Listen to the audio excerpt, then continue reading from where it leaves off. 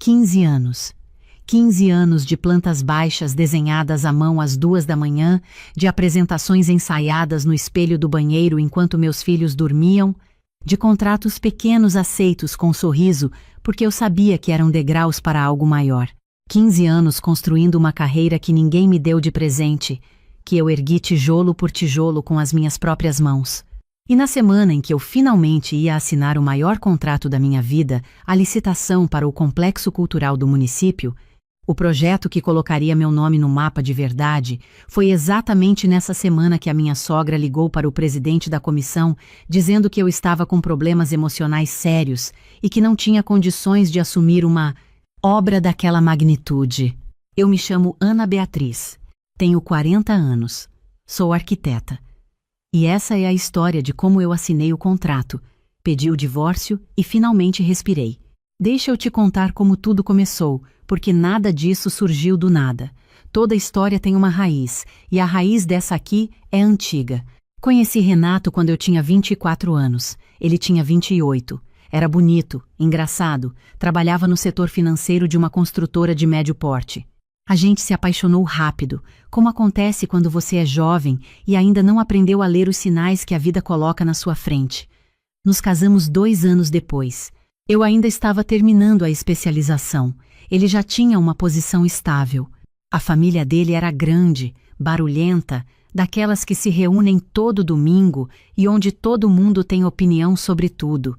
A minha sogra, Dona Célia, nunca escondeu que achava que eu trabalhava demais, desde o início.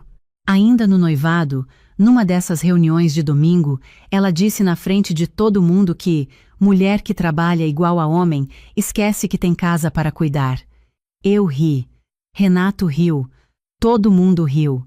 Eu deveria ter prestado mais atenção naquele momento, mas eu estava apaixonada e achei que era só jeito de falar. A minha cunhada Patrícia, irmã do Renato, sempre foi diferente, mais quieta, mais observadora.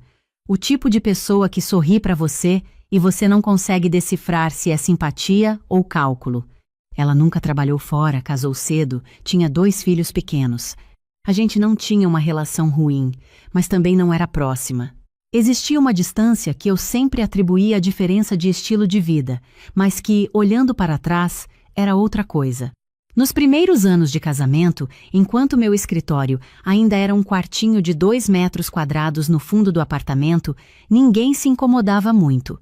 Os projetos eram pequenos, a renda era complementar, e eu ainda tinha tempo de aparecer nos domingos e ouvir as histórias da Dona Célia sobre quando Renato era criança.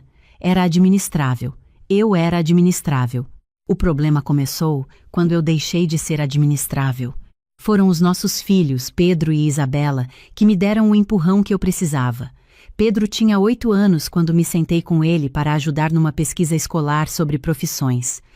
Ele abriu o caderno, olhou para mim com aqueles olhos grandes e perguntou: "Mãe, o que você faz de verdade?" Eu congelei, porque na época, de verdade, eu estava fazendo pouco.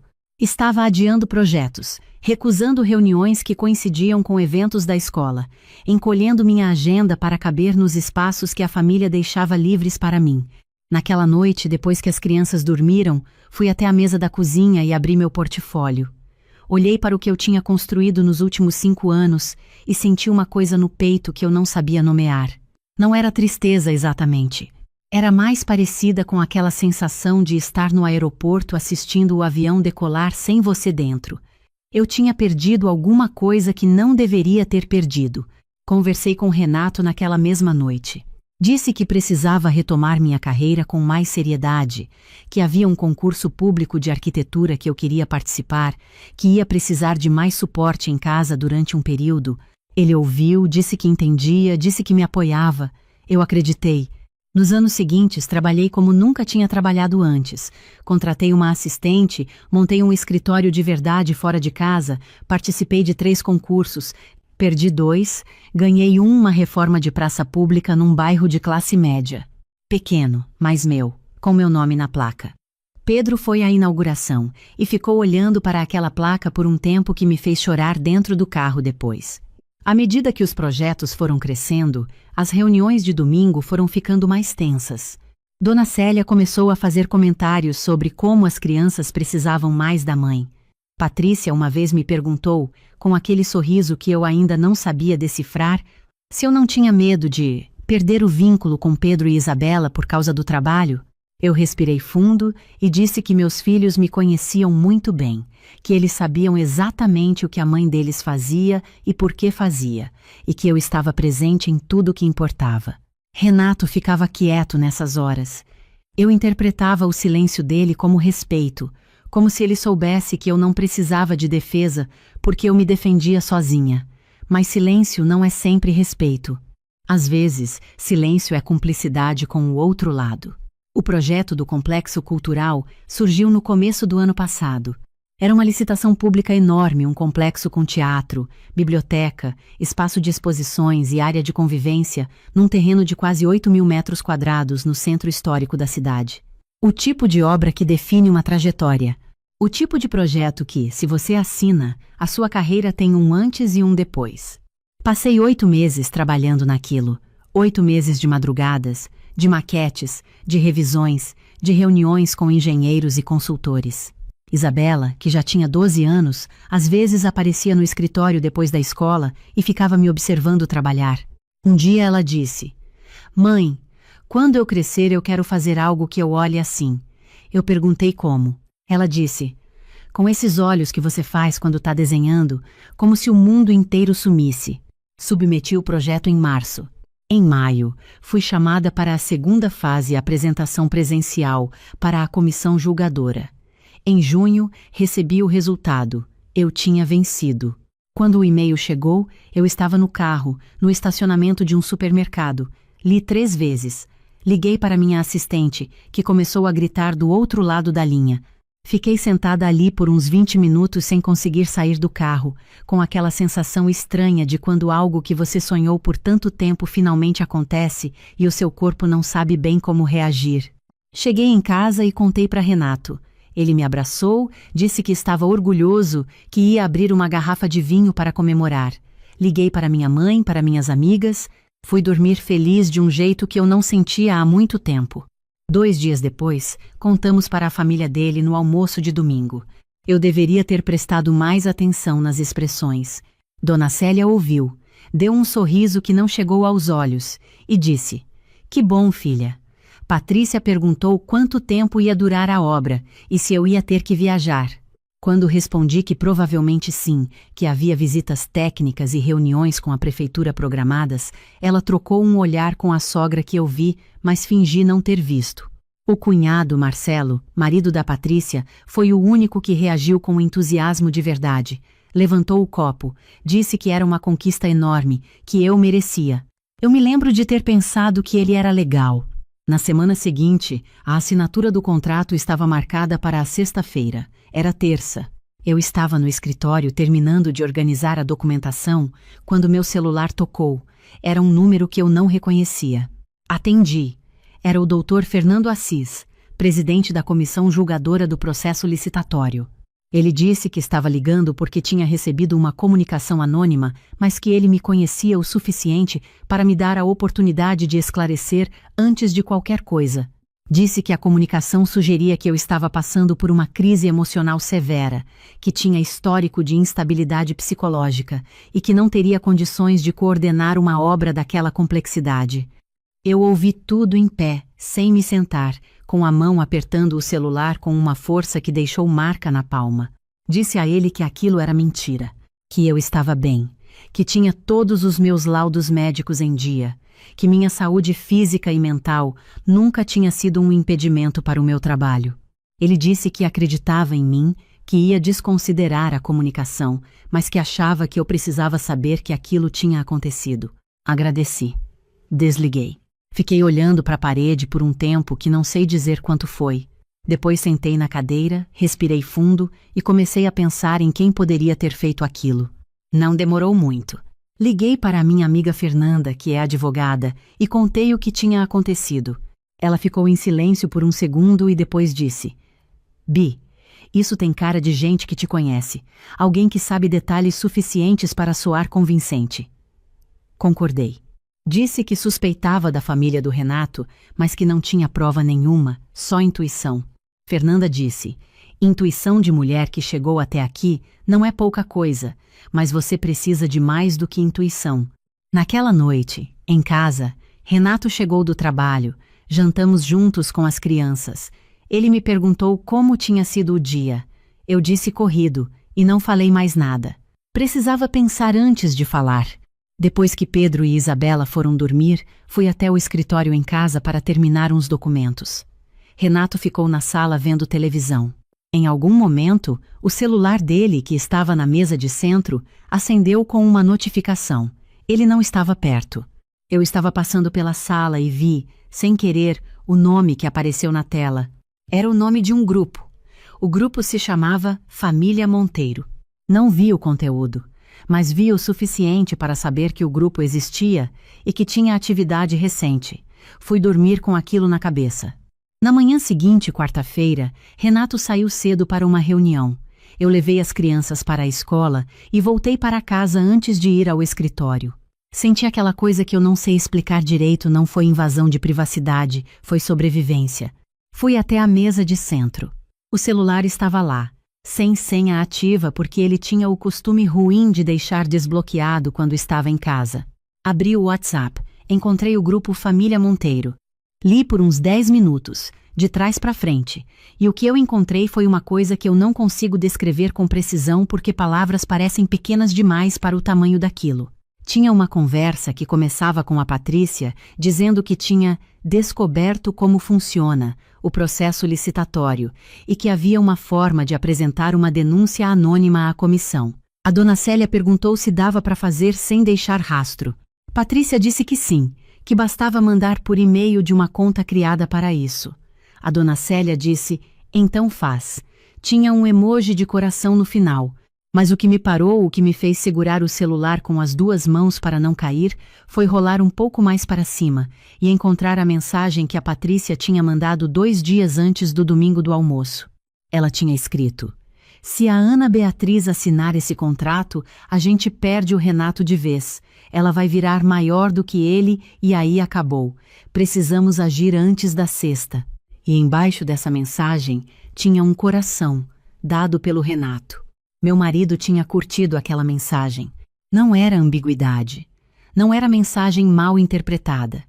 Era meu marido, no grupo da família, dando um coração para a sugestão de sabotar minha carreira porque ele não queria se sentir menor do que eu. Coloquei o celular de volta na mesa. Fui até o banheiro, lavei o rosto com água fria, me olhei no espelho por um tempo. Não chorei. Não senti raiva, pelo menos não do jeito que eu esperaria sentir. Senti uma clareza estranha, daquelas que chegam depois que a névoa some de vez e você finalmente enxerga a paisagem como ela sempre foi. Peguei minha bolsa, saí de casa, fui até o escritório. Chamei minha assistente Camila e pedi que ela organizasse toda a documentação para a assinatura do contrato de sexta-feira. Depois liguei para a Fernanda.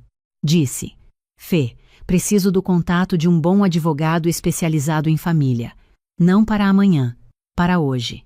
Ela ficou um segundo em silêncio e depois disse: Bi, o que aconteceu? Eu contei tudo.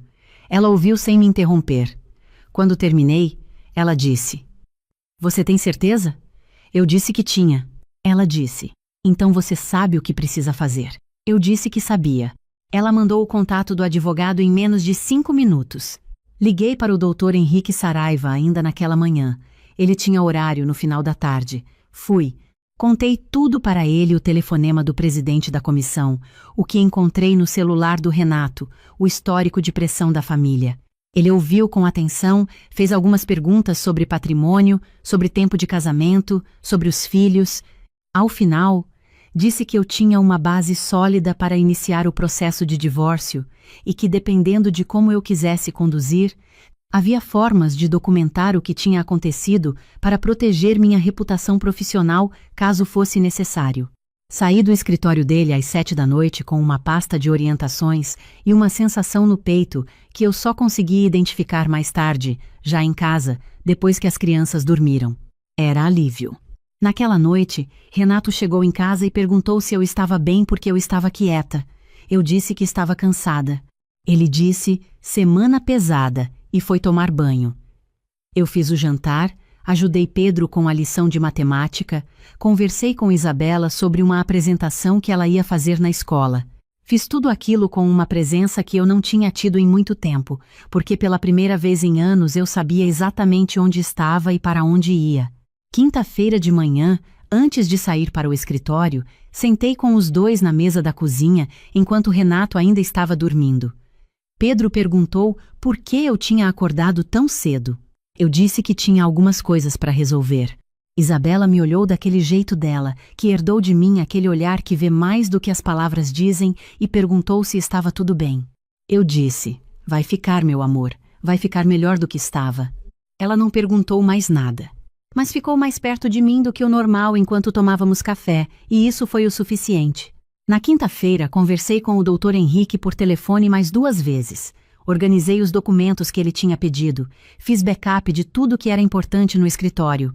Trabalhei num nível de concentração que eu não me lembrava de ter há anos, não porque estava tentando esquecer o que tinha acontecido, mas porque o que estava acontecendo era real, era meu, e eu não ia deixar que ninguém tirasse aquilo de mim. À noite, Renato chegou animado, disse que tinha marcado um jantar com uns amigos para comemorar meu contrato na semana seguinte. Eu ouvi, disse, a gente vê, e mudei de assunto. Sexta-feira, 10 da manhã. Entrei na sede da prefeitura com a Camila, que não sabia de nada, mas percebeu que eu estava diferente e ficou mais quieta que o normal, do jeito bom, do jeito de quem entende que alguns momentos pedem silêncio. Cumprimentei o Dr. Fernando Assis, que me recebeu com um aperto de mão firme e um sorriso que dizia que aquele telefonema de terça-feira não tinha mudado nada para ele. Sentei à mesa. Tinha várias páginas para assinar. Assinei cada uma delas com uma calma que eu nunca tinha sentido antes em nenhum momento importante da minha vida, nem na defesa de TCC, nem no casamento, nem no nascimento dos filhos. Uma calma que não era indiferença. Era o contrário disso. Era presença total.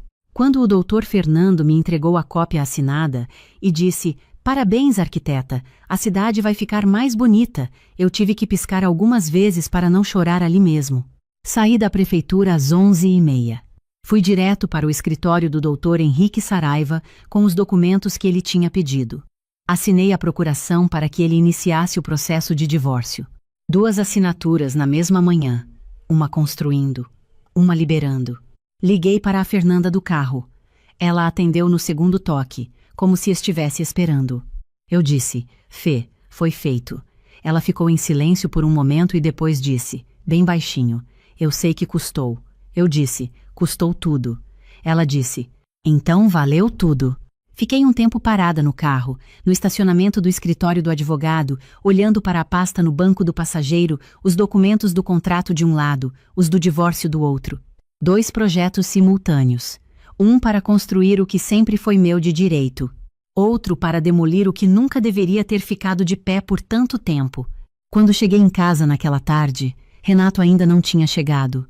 Peguei as crianças na escola, levei para tomar sorvete, coisa que eles adoram e que eu raramente fazia nas tardes de semana por causa do trabalho. Ficamos sentados numa mesa na calçada, com o sol daquele jeito bonito de fim de tarde, e Pedro me contou uma história engraçada que tinha acontecido na aula de educação física, e Isabela ficou rindo daquele jeito que enruga o nariz, e eu fiquei olhando para os dois pensando que eram as coisas mais inteiras que eu tinha no mundo. Isabela me olhou e disse, mãe, você tá diferente hoje. Perguntei como. Ela pensou um pouco e disse, mais aqui. Não sei se uma criança de 12 anos entende o que aquilo significou para mim, mas foi a coisa mais certa que alguém me disse em muito tempo. Naquela noite, depois do jantar, das crianças foram para o quarto, sentei à mesa da sala com Renato. Coloquei o celular dele em cima da mesa, não aberto, não mostrando nada, só lá.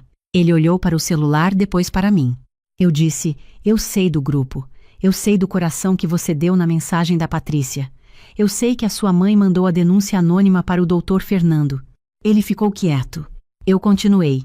Eu não vim aqui para discutir. Não vim pedir explicação, porque a explicação eu já entendi. Vim te contar que hoje de manhã eu assinei o contrato e contratei um advogado para dar início ao divórcio. Ele abriu a boca. Fechou. Abriu de novo. Disse meu nome Bi, com aquela voz de quando ele quer que eu recue, aquela voz que funcionou por 15 anos. Mas 15 anos também é tempo suficiente para aprender que algumas vozes só têm poder enquanto a gente permite. Eu me levantei, peguei meu copo d'água e disse: "Você pode ficar aqui até a gente resolver a parte legal, mas eu preciso que você entenda que essa conversa já acabou." Fui até o quarto, fechei a porta e dormi mais fundo do que tinha dormido em anos. Nos dias que se seguiram, houve ligações. Dona Célia ligou 3 vezes em um dia. Na primeira, tentou explicar que tudo tinha sido por preocupação. Na segunda, disse que eu estava sendo precipitada. Na terceira, quando ficou claro que eu não ia mudar de posição, disse que eu era ambiciosa demais para ser boa esposa. Eu ouvi a terceira ligação até o final, agradeci e desliguei. Patrícia mandou uma mensagem dizendo que ela nunca quis me machucar. Não respondi. Marcelo, o cunhado, me mandou uma mensagem separada dizendo que ele não tinha participado de nada daquilo, que ficou sabendo pelo Renato depois, e que achava que o que tinham feito era errado. Eu acreditei nele, respondi agradecendo. O processo de divórcio seguiu o curso. Renato no início tentou conversa, tentou negociação, tentou o caminho da culpa: "Você vai destruir os filhos com isso." Eu disse que os filhos precisavam de uma mãe inteira, não de uma mãe que foi sendo reduzida aos poucos até virar uma versão menor de si mesma para caber nos planos de outra família. Pedro, quando soubemos de uma forma adequada para a idade dele, ficou quieto por alguns dias. Depois veio até mim e disse que tinha uma pergunta. Eu disse que podia perguntar. Ele disse: "Mãe, você vai continuar fazendo o projeto grande?" Eu disse que sim. Ele disse: "Então tá bom." Simples assim, do jeito que crianças às vezes são mais sábias do que os adultos ao redor delas. Isabela não fez perguntas. Ficou mais perto, me abraçou mais e um dia me deixou um bilhete na mesa do escritório de casa que eu guardo até hoje. Escrito com aquela letra de criança que ainda não sabe que é linda. "Mãe, eu vi você assinar o contrato na TV. Você parecia a pessoa mais importante do mundo. Você parecia você." Eu guardo aquele bilhete embaixo da planta baixa do Complexo Cultural. Toda vez que abro a pasta do projeto, ele está lá. Há uma coisa que eu precisei entender ao longo de tudo isso e que eu precisava entender sozinha, sem que ninguém me dissesse. Que o problema nunca foi só a Patrícia, nem só a Dona Célia. O problema era que eu passei anos me convencendo de que o silêncio do Renato era neutralidade, quando na verdade era uma escolha. Toda vez que ele ficou quieto num domingo enquanto sua mãe fazia um comentário sobre meu trabalho, foi uma escolha. Toda vez que ele não disse nada quando sua irmã perguntava se eu não estava sacrificando os filhos, foi uma escolha. E o coração que ele deu naquela mensagem foi só a última de uma série longa de escolhas que eu preferi não ver. Não me arrependo de ter demorado tanto para ver. Me arrependo de ter fingido que não via quando no fundo eu sabia. Mas arrependimento não é o mesmo que culpa, e eu aprendi a diferença. Arrependimento olha para trás e extrai o que vale. Culpa fica presa lá e não deixa mais nada crescer. Hoje, o projeto está em execução. A obra começou há 3 meses. Toda semana eu visito o canteiro, ando pelo terreno com o capacete e a prancheta, vejo aquelas estruturas subindo do chão e sempre tem um momento em que eu paro, olho para aquilo tudo e penso: eu fiz isso. Não apesar de tudo que aconteceu. Fiz isso atravessando tudo que aconteceu. Pedro veio comigo numa visita mês passado. Ficou olhando para as estruturas com os olhos arregalados e disse que não sabia que a arquitetura era desse jeito que parecia mágica, mas de verdade. Eu disse que era exatamente isso, mágica de verdade. Isabela pediu para vir na inauguração. Eu disse que ela não ia só vir, ia estar do meu lado quando eu cortasse a fita. Tem dias que são difíceis, o divórcio ainda não foi finalizado, tem questões práticas que precisam ser resolvidas, tem noites em que os filhos ficam no silêncio de quem está processando uma mudança grande. Não finjo que é fácil, nunca foi fácil. A diferença é que agora a dificuldade é minha, é real, e eu a enfrento de frente, sem precisar esconder metade de mim para que outra pessoa se sinta confortável.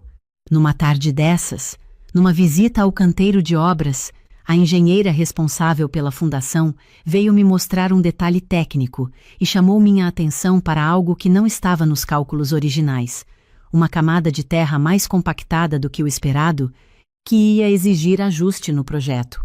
Era um problema, mas era um problema que a gente ia resolver. Olhei para aquela camada de terra dura e pensei: às vezes o terreno onde você quer construir é mais resistente do que você esperava. Isso não é sinal para desistir, é sinal para ajustar a fundação. Eu ajustei a minha. Não guardo raiva da Dona Célia.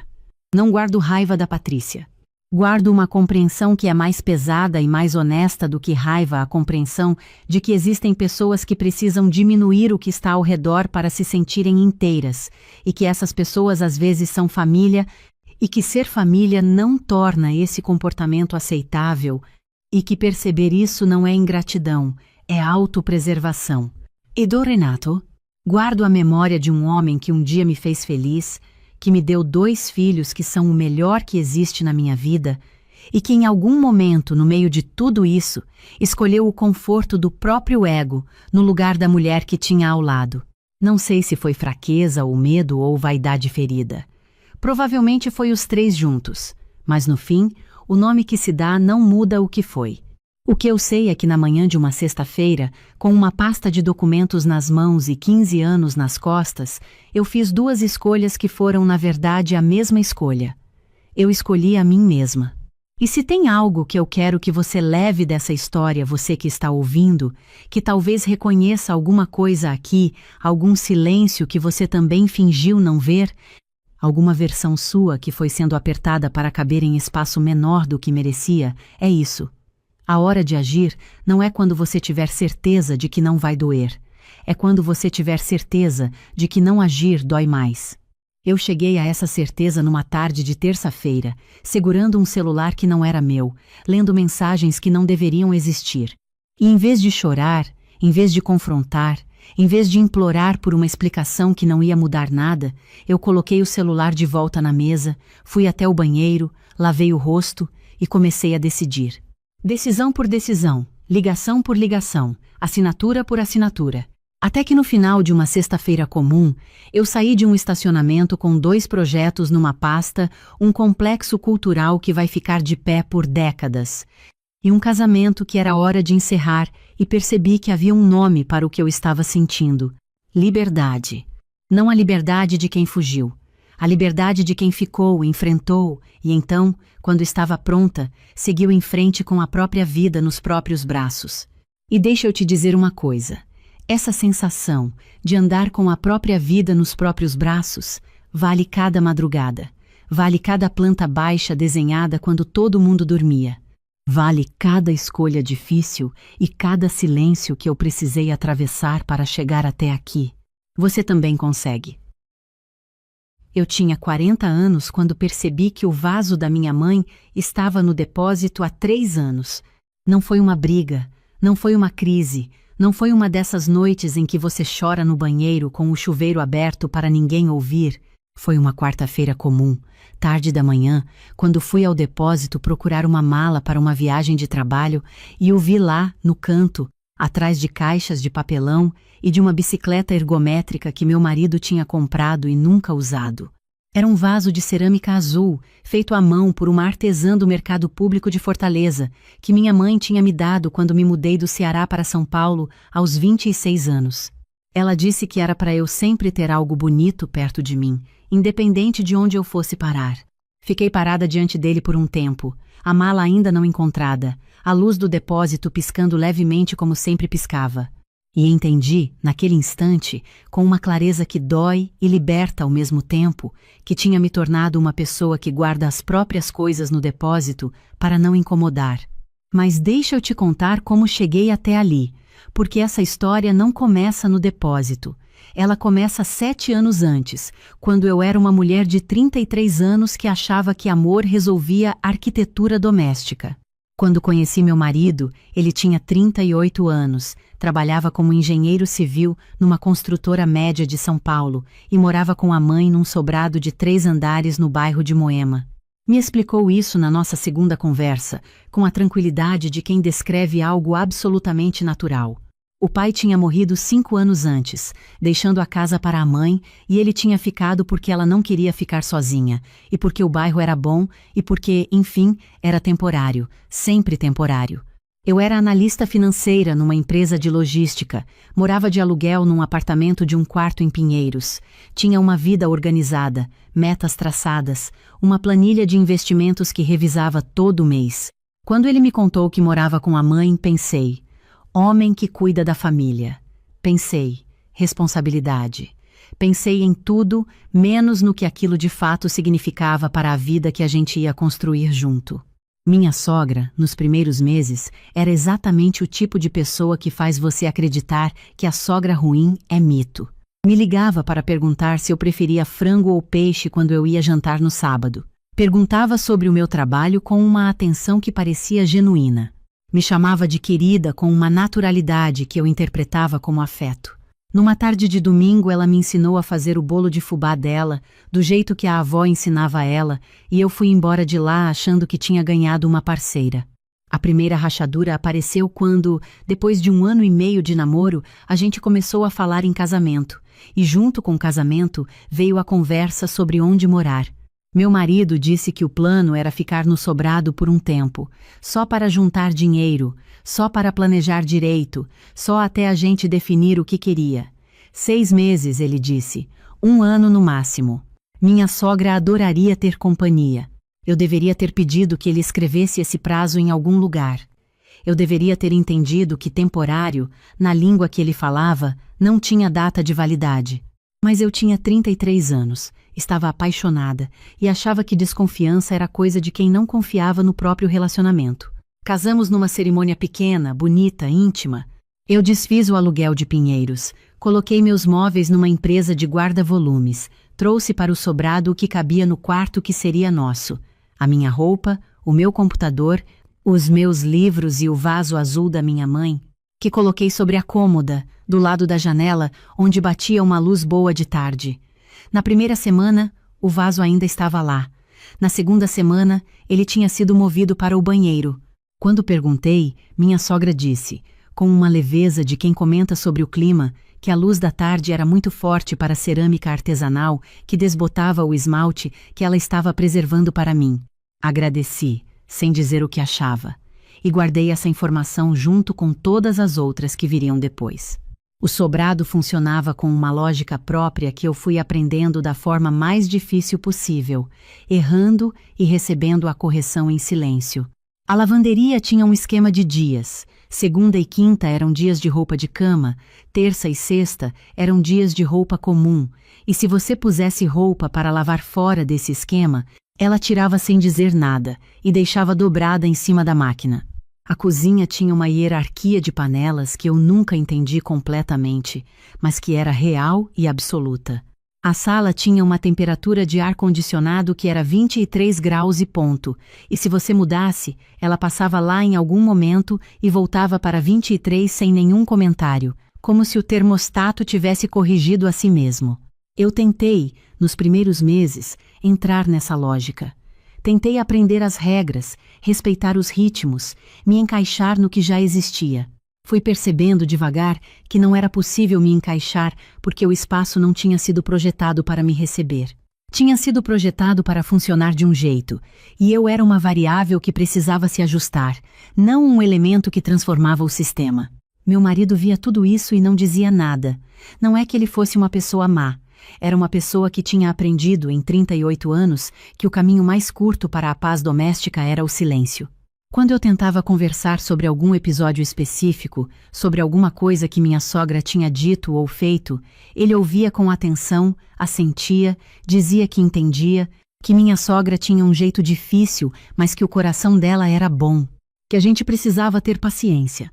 Paciência era a palavra que aparecia sempre. Como se o que eu estava sentindo fosse uma questão de temperamento meu e não de território.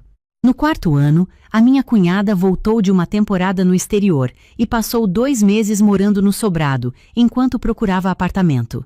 2 meses que me ensinaram mais sobre a dinâmica daquela casa do que 3 anos de observação tinham me ensinado.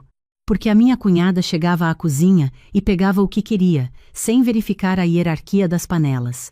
Deixava as roupas para lavar em qualquer dia da semana. Punha o ar-condicionado no 21, e quando minha sogra passava e voltava para 23, ela passava de novo e colocava no 21, e não havia nada. Não havia tensão, não havia a reorganização silenciosa, não havia o peso que eu carregava toda vez que fazia algo fora do padrão. Para a minha cunhada, o sobrado era a casa dela, para mim, nunca tinha sido. No 5º ano, comecei a acordar mais cedo do que precisava. Era um hábito que desenvolvi sem perceber, e só entendi o motivo quando, numa manhã de sábado em que fiquei na cama até mais tarde, minha sogra abriu a porta do quarto sem bater para perguntar se eu ia ao mercado com ela. Meu marido estava dormindo ao meu lado. Eu estava acordada, lendo. Ela não pediu desculpa pela entrada sem bater. Só fez a pergunta, esperou a resposta. E quando eu disse que não ia conseguir, disse tudo bem com o tom de quem não acha que está tudo bem, e fechou a porta com um cuidado que era mais barulhento do que se tivesse fechado com força. Acordava cedo porque o quarto que era suposto ser meu não tinha a privacidade básica que qualquer quarto de casal deveria ter. Era mais fácil já estar em pé do que ser encontrada deitada. A cena que mudou tudo aconteceu numa sexta-feira à noite. Minha sogra tinha convidado a vizinha de baixo para jantar, uma mulher que eu encontrava com frequência e que me tratava com a polidez de quem não sabe muito bem qual é o meu papel naquele ambiente. Estávamos os 4 à mesa. O assunto foi para reformas, para o mercado imobiliário, para como São Paulo tinha mudado nos últimos anos. A vizinha comentou que era admirável como minha sogra tinha mantido o sobrado tão bem conservado depois que o marido tinha partido, e minha sogra inclinou levemente a cabeça, com aquele sorriso de quem recebe um elogio que já esperava, e disse, com a naturalidade de quem faz uma observação sobre jardinagem: ainda bem que o meu filho ficou, e que a Beatriz se adaptou bem. Ela é tranquila, não perturba o andamento da casa. Fica no canto dela, sabe como é. Fica no canto dela. Eu estava com o garfo na mão, continuei com o garfo na mão. Olhei para minha sogra, depois para a vizinha, que concordou com a cabeça como se aquilo fosse um elogio. Olhei para o meu marido, que estava mastigando e olhando para o prato. Ele não levantou os olhos, não disse nada, e foi esse não dizer nada que eu carreguei para dentro, muito fundo, para um lugar que ficou quieto e muito claro ao mesmo tempo. Depois que a vizinha foi embora, lavei os pratos enquanto minha sogra guardava as sobras. Meu marido foi ligar a televisão. Ninguém falou sobre o que tinha sido dito. Eu fui dormir com a frase dentro da cabeça, virando ela de todos os lados. Tranquila, não perturba. Fica no canto. Em 7 anos, o máximo que eu tinha conquistado naquele espaço era a aprovação de não incomodar. Tinha me tornado invisível com tanto esforço que a invisibilidade virou meu único atributo reconhecido. Naquela madrugada, enquanto meu marido dormia, fui até a cozinha, sentei na cadeira da ilha, peguei o celular e abri o aplicativo do banco. Tinha uma quantia na conta de investimentos que me surpreendeu por um segundo e logo depois não me surpreendeu mais, porque eu era analista financeira. Eu sabia exatamente o que cada real guardado se tornava com tempo e disciplina. Eu poupava porque minha avó tinha me ensinado que mulher precisa ter o seu. Poupava porque nunca me senti completamente dentro daquela casa. Poupava de um jeito instintivo que naquela madrugada, olhando para aquele número na tela, começou a fazer um sentido diferente. Fechei o aplicativo. Não disse nada para ninguém, mas alguma coisa tinha começado a se mover. Eu trabalhava como analista financeira há 12 anos, mas nos últimos 3 tinha começado a fazer consultoria independente para pequenas empresas, ajudando com fluxo de caixa, organização contábil, planejamento de crescimento. Tinha 3 clientes fixos e alguns projetos pontuais, e aquele trabalho me dava uma satisfação que o emprego formal não dava mais. Comecei a pensar, devagar, na possibilidade de tornar a consultoria o negócio principal. Precisaria de um espaço. Não um escritório grande, não uma estrutura corporativa, mas um lugar meu, com endereço fixo, onde eu pudesse atender clientes, fazer reuniões, montar a estrutura que uma consultoria séria precisava ter. Comecei a pesquisar imóveis comerciais com a naturalidade de quem pesquisa qualquer coisa profissionalmente, sem urgência, sem plano definido ainda. Usava o horário de almoço, usava as manhãs cedo antes de todo mundo acordar. Quando meu marido perguntava no que eu estava trabalhando, eu dizia em projetos de clientes. Não era mentira. Era uma omissão que eu precisava fazer, porque sabia que qualquer conversa sobre sair do sobrado terminaria com uma ligação da minha sogra antes do jantar. Foram 4 meses de pesquisa. Vi salas que eram pequenas demais, prédios em regiões que não funcionavam para o perfil dos meus clientes, contratos de aluguel com cláusulas que não faziam sentido, reformas que consumiriam tempo demais. E então, numa tarde de terça-feira, recebi um e-mail de uma corretora com quem eu tinha conversado brevemente numa visita, com um imóvel que tinha acabado de entrar na carteira dela. Uma sala comercial no 2º andar de um prédio pequeno na Vila Olímpia. Quarto pavimento, sem elevador, mas com uma escada larga e bem iluminada. 2 ambientes separados por uma divisória de vidro, janelas que davam para uma rua arborizada, um banheiro reformado, área de espera pequena, mas funcional. O aluguel cabia dentro da receita que eu já tinha, com os 3 clientes fixos, mas a corretora adicionou uma linha no final do e-mail. O proprietário também está avaliando a venda do andar completo. Se tiver interesse, podemos conversar. Respondi em 15 minutos dizendo que queria visitar. Fui numa quinta de manhã, antes do horário de trabalho. A corretora me encontrou na portaria. Subimos as escadas sem falar muito. Ela abriu a porta do 2º andar e esperou. Entrei devagar. A luz da manhã entrava pelas janelas da frente e fazia o piso de madeira clarear de um jeito que parecia intencional, como se o espaço estivesse se apresentando. Andei pelos 2 ambientes. Encostei a mão na divisória de vidro. Fiquei parada na janela por um tempo, olhando para a rua lá embaixo, para as árvores, para as pessoas chegando ao trabalho. Pensei no depósito do sobrado. Pensei no vaso da minha mãe atrás das caixas de papelão. Pensei em quantas vezes eu tinha encolhido para caber num espaço que nunca tinha sido feito para me receber. Perguntei o valor da compra. Fiz as contas de cabeça, ali mesmo, de pé diante da janela. Pedi um dia para pensar. Não foi um dia. Foram 3 semanas de análise, do tipo que eu fazia para os meus clientes, com planilha, com projeção de receita, com cenário pessimista e otimista, com reserva de emergência calculada e margem de segurança preservada. Consultei uma advogada imobiliária que uma colega recomendou. Entendi a minha situação jurídica com precisão antes de qualquer decisão, porque eu era financeira e sabia que sentimento sem número é apenas esperança. E esperança sem planejamento não paga conta. Os números fecharam. Fecharam com folga. Assinei a proposta de compra numa segunda-feira de manhã, saí do cartório, entrei numa cafeteria na esquina do prédio, pedi um café coado e um pão na chapa, sentei do lado de fora na mesa de plástico branco e fiquei olhando para o movimento da rua. Tinha um documento na minha bolsa que dizia que aquele 2º andar era meu.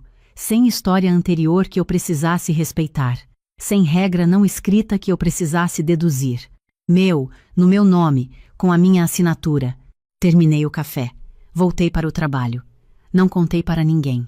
Contratei uma empresa pequena de reformas para trabalhar no espaço durante os dias úteis, enquanto eu estava no escritório. Uma mão de tinta nas paredes, o piso revisado, instalação de um ar-condicionado, um armário embutido no corredor. Nada estrutural, só o necessário para que o espaço virasse o que eu precisava que ele fosse. Passava lá toda segunda-feira no final da tarde, com a desculpa de que tinha reunião de cliente no bairro para ver o andamento. Numa dessas visitas, a reforma já estava quase pronta. Entrei no 2º andar, as paredes recém-pintadas de um branco que não era frio, a janela aberta, o cheiro de tinta e de madeira misturados. Andei devagar pelos 2 ambientes. Coloquei a mão na parede ainda levemente áspera da tinta nova. Fiquei parada no ambiente maior, no lugar onde eu ia colocar a minha mesa, e entendi de uma forma que não era intelectual. Era física, no corpo mesmo, que aquele seria o primeiro espaço adulto completamente meu. Saí de lá com os olhos marejados. Não de tristeza, de reconhecimento. Voltei para o sobrado naquela noite, jantei com os dois, ajudei a guardar a cozinha, enquanto minha sogra me contava sobre uma discussão que tinha tido com o condomínio por causa de uma vaga de garagem. Fui dormir com a certeza quieta de quem sabe o que vem a seguir. Nas semanas seguintes, comecei a retirar as minhas coisas do sobrado com uma organização que seria excessiva para qualquer outra coisa. Não de uma vez, que geraria perguntas, mas por categorias, por ordem de importância, sem pressa. Os documentos foram primeiro, depois os itens que tinham história, as fotos da minha família, as cartas que guardava numa caixa de sapato desde a faculdade, o caderno de registros que eu mantinha desde que comecei a trabalhar, depois as roupas fora de estação que somem de guarda-roupa sem que ninguém perceba porque ninguém está usando. Levava uma sacola por vez. Nos dias em que saía para trabalhar, depositava no segundo andar que estava se tornando o meu espaço enquanto eu ainda habitava o espaço deles. Meu marido não perguntou nada, ou não percebeu. Aprendi ao longo desses 7 anos que às vezes não dá para distinguir entre as duas coisas. Foi durante esse período que ouvi a conversa que confirmou o que eu já sabia, mas que precisava ouvir em voz alta para aceitar inteiramente. Era um sábado. Eu tinha chegado mais cedo do que o esperado porque um encontro com uma amiga tinha sido cancelado. Entrei pelo portão lateral, como sempre, sem fazer barulho. Minha sogra estava na varanda dos fundos falando ao telefone, com a voz num volume que chegava claro até o corredor interno. Parei involuntariamente quando ouvi meu nome. Não, ela não é uma pessoa ruim, não, estava ela dizendo. É educada, é organizada, mas não é minha filha. É diferente. Eu tenho 72 anos, já criei meus filhos, já fiz a minha parte. Não posso passar o resto da vida tendo que pensar se posso andar de camisola na minha própria cozinha. Falei para o meu filho que precisa resolver isso logo. Não tenho mais idade para ficar medindo palavra. Fiquei parada no corredor por um momento. Depois fui para o quarto, fechei a porta com cuidado, sentei na beira da cama. Não senti raiva. Senti aquela coisa estranha que acontece quando uma suspeita antiga finalmente recebe confirmação oficial. Um alívio desconfortável. Ela também sabia que a situação estava errada. A diferença era que a solução dela era que eu precisava ir. E a minha era que eu já estava indo, só que do meu jeito, no meu tempo, com o meu endereço já esperando por mim a 15 minutos dali. Naquela noite, depois do jantar, pedi para conversar com meu marido no quarto.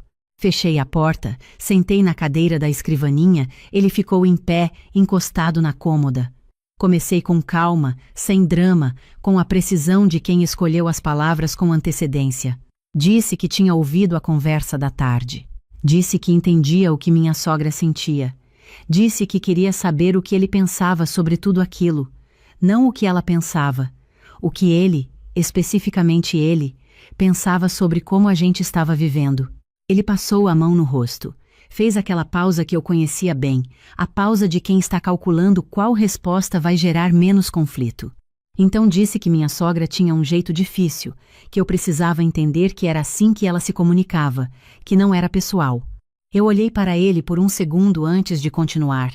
Perguntei se ele sabia que eu transferia todo mês para a conta conjunta a minha parte de todas as despesas da casa, alimentação, condomínio, contas de consumo, manutenção. Ele disse que sim, que sabia.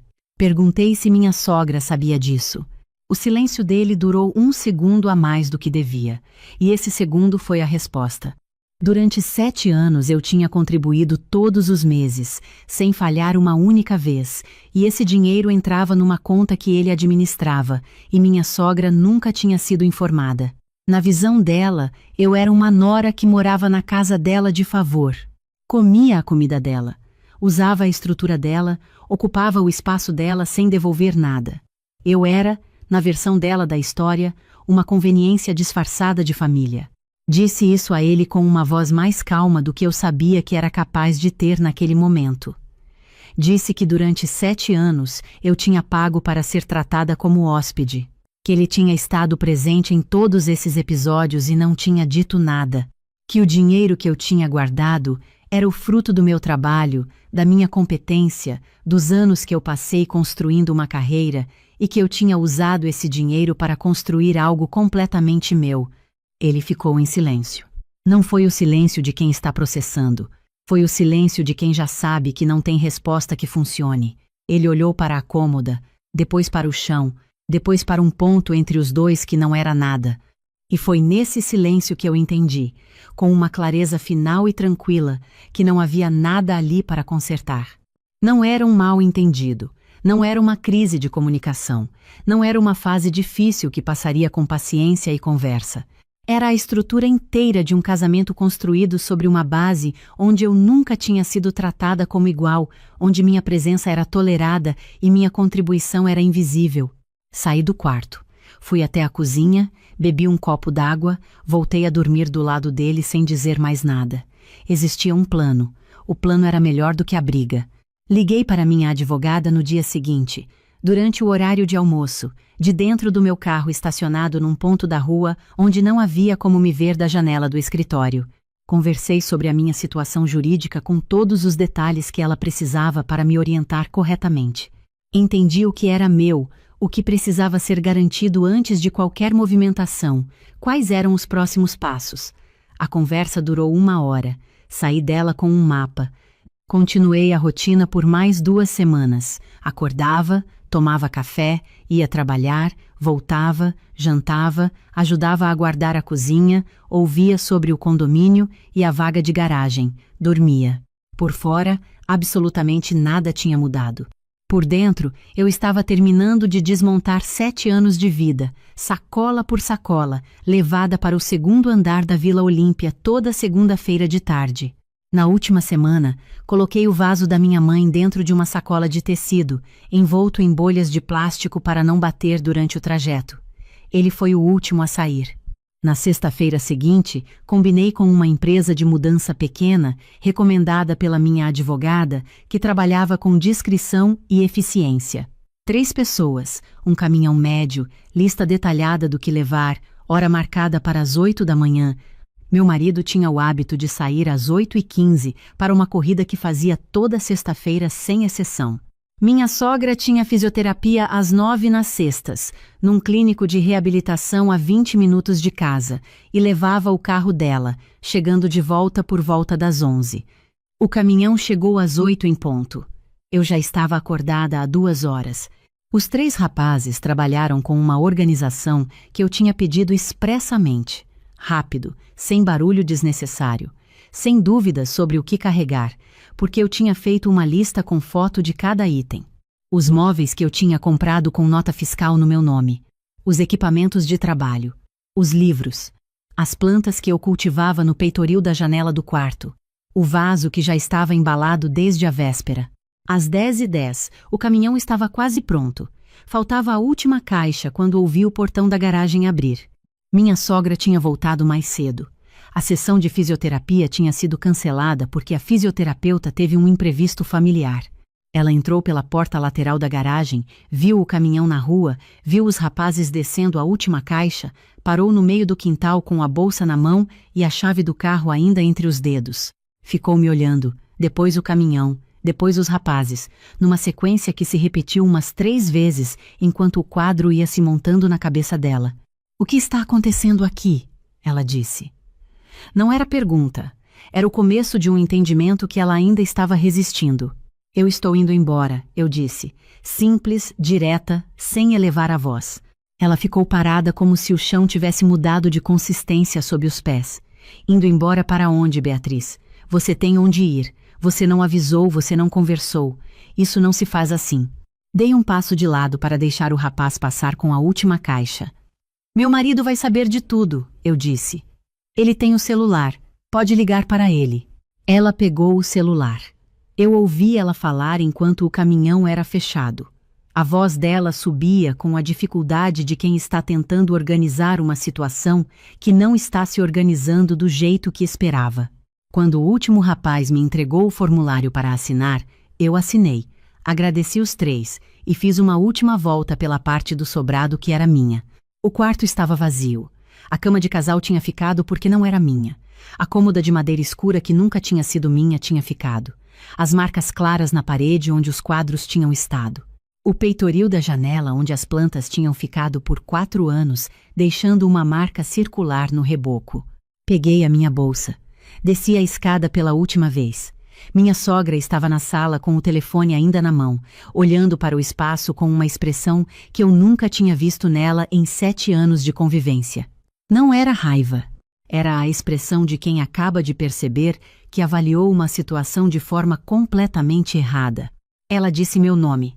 Disse que a gente precisava conversar, que tinha sido um mal-entendido, que as coisas podiam ser resolvidas de outro jeito. Parei na porta, me virei para ela.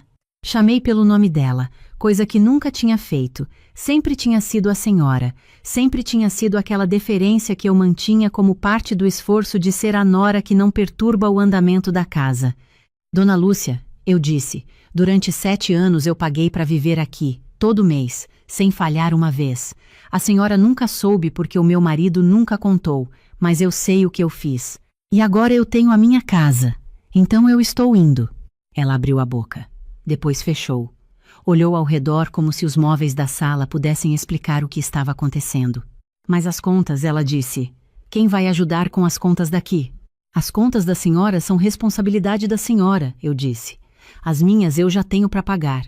Saí. Fechei o portão de metal com uma delicadeza que era quase absurda diante de tudo aquilo. Entrei no meu carro.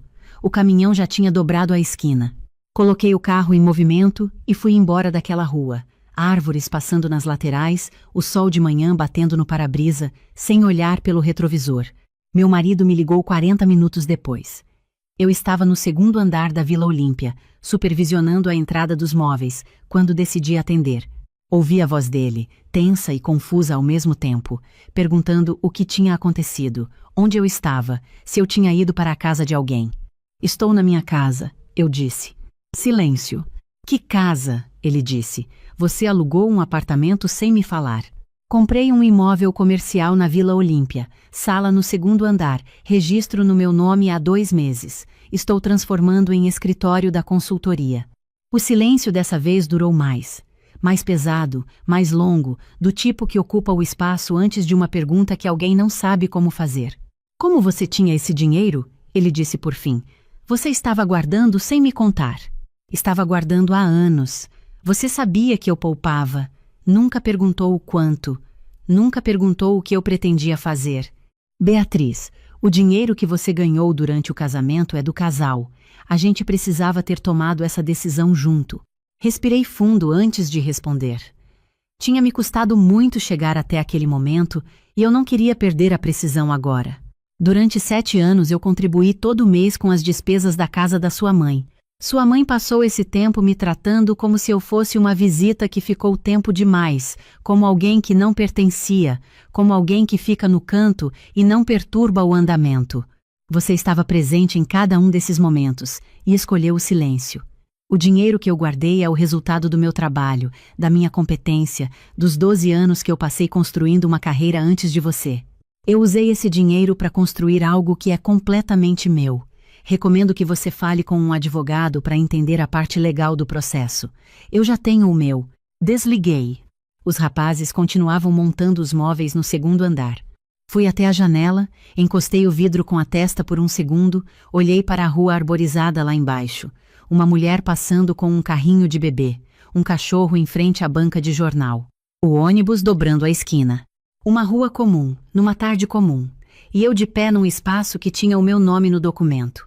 Naquela noite, depois que os rapazes foram embora e os móveis estavam no lugar, eu montei o vaso da minha mãe na janela da sala de espera, onde a luz da tarde entrava longa e limpa. Fiquei olhando para ele por um momento. Azul escuro, com aquela irregularidade característica de cerâmica feita à mão, uma pequena imperfeição na borda que minha mãe dizia que era o que dava personalidade. Tinha ficado 3 anos num depósito protegido por bolhas de plástico. Agora estava na janela, onde devia ter estado o tempo todo. Sentei no chão, encostei as costas na parede recém-pintada e fiquei ouvindo o barulho da cidade lá fora. Ônibus, uma conversa passando pela calçada, um pássaro em alguma árvore da rua. Era um silêncio diferente de tudo que eu tinha conhecido nos últimos 7 anos. Não era o silêncio de quem aprende a calar para não criar atrito. Era o silêncio de quem está no lugar certo. Nos meses seguintes, a vida foi se reorganizando com uma clareza que me surpreendeu pela velocidade. Abri formalmente a consultoria, registrei o CNPJ, coloquei uma placa pequena na entrada do prédio com o nome da empresa e o meu nome abaixo. Os 3 clientes fixos fizeram a transição sem questionamentos. Um deles, inclusive, aumentou o escopo do contrato quando viu que eu tinha estrutura própria agora. Comecei a receber indicações.